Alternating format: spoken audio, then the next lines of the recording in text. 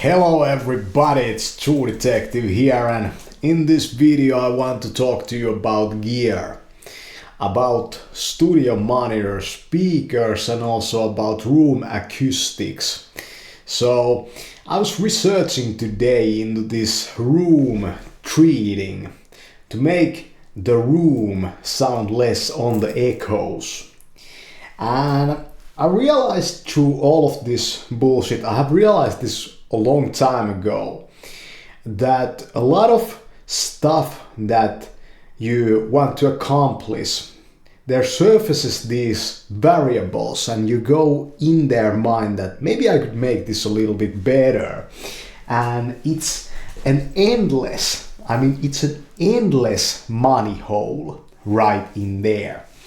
And today I decided to bite the bullet on a pair of studio monitor speakers because I do a lot of stuff with audio, usually with headphones, but working with speakers is very comfortable sometimes. And I've been using this thing for a couple of months now, and it's not very accurate on the sound. So I noticed that there came out just this summer this speaker set from KRK. I had a friend, this music dude, sometime in the past that had those brand of speakers. And I also had studio monitors back in the day by Behringer, but they just weren't really that great. They consumed a lot of energy. They heated the room like mad. They were pretty big for the room. I also had a subwoofer with those, and they had this hissing sound in them. And the connections were just, bad, because some studio monitors, they only have XLR input. So if your audio interface that you connect to the USB to get the digital signal out is not really compatible, for example, with Linux, then that's going to be a problem. So these speakers, the KRK Create trees that just came out this summer, I was that summertime looking at those types of smaller studio monitor speakers, and I was just trying to find a pair that would be great for me. And there weren't any. This model wasn't out there yet. And all of those had the cables on the back, those plus and minus cables with the pretty slim connector on it. And when I saw this and it had this 4-prong connector on the back, I went in my mind like, that's the perfect speaker set I'm gonna get. I hope that it will be great, by the way. A review coming out soon. But, it's endless getting into this productions type of stuff, doing videos, and yeah. And about that room acoustic stuff, I was looking into some solutions out there, and I became conscious that there's these draperies that you can put over the window that dampen the sound, and there's also this foam things for the studio that I have known, but I didn't know that there's a lot of different more types of panels to treat acoustics, to make the acoustics of a room better than just foam. There's a lot more out there.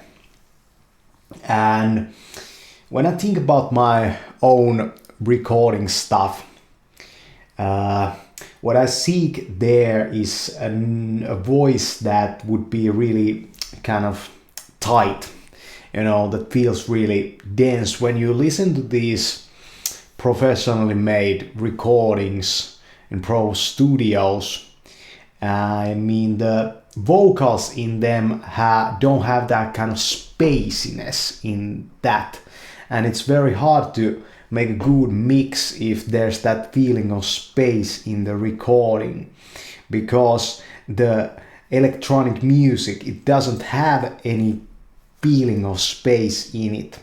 So yeah, a couple of my recordings have been maybe a bit shoddy because of that, but at the same time it doesn't have to be perfect, and I feel that maybe it shouldn't be even the goal to make like pro grade recordings when the environment is really not that pro. Yeah. But you know, a lot of great stuff can be manufactured, and this reflection shield that I use on my mic, I started to think like, why not build a kind of a semicircle wall that you can move around with tires, for example, the small wheels in it, and foam semicircle, put it behind your back like here, and make it about something like, well, a meter and an 8 or something like that wide. Why not? I feel that that could actually be a viable selling product, and make a roof for it even. Like, what if it was a semicircle and it had a roof on it, and then in front of it you put the mic and the reflection shield behind the mic. I feel that it would make the recording so much better. Like, why treat the whole room? What's the point of that? Well, it's not only about recording, it's also about how playback sounds in the room when you have studio monitor speakers, this sort of stuff. But I would say that it is more crucial in the recording part, that you would have this kind of a sound booth type of an experience. And you know those vocal booths that are these kind of rooms inside of a room, and they have the acoustics done right and all possible outside noise from anything doesn't come in, and that sort of game, you know, that's just the perfect situation in a sense. But I would want to find something that kind of integrates into a setup and would also serve a double function as maybe a background for YouTube. So maybe we could manufacture a special type of foam that, you know, reflected light in a funny manner, you know, like this, like reflective foam type of shit. That's what I feel many times with audio people and visual people, is that audio people just think with their ears, you know, they don't understand how shitty it many times looks, what they are offering or what they are using. And the same goes with the visual people, they don't understand how shitty it sounds. So in my own production stuff, I cannot, in terms of the money, put so much into it.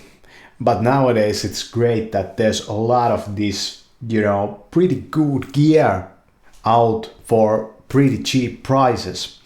You know, you don't have to have tens of grands for the gear to do something that delivers and represents your skill in it pretty well. And I think that's great.